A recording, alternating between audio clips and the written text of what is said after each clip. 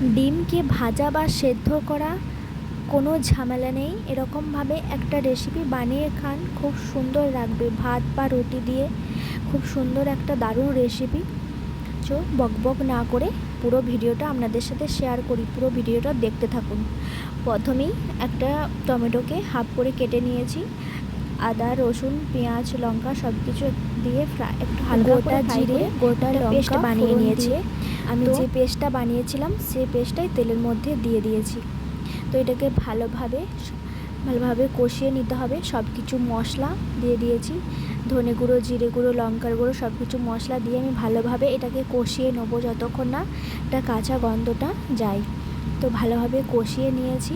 কষিয়ে নেওয়ার পর আমি এতে অল্প পরিমাণে অল্প জল দিয়েছি।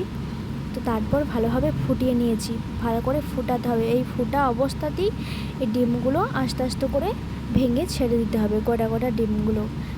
তো আস্তে করে ছাড়তে হবে যাতে চারদিকে ছিটকিয়ে না যায়, তাহলে পুরো ডিমটা ঘেটে যাবে।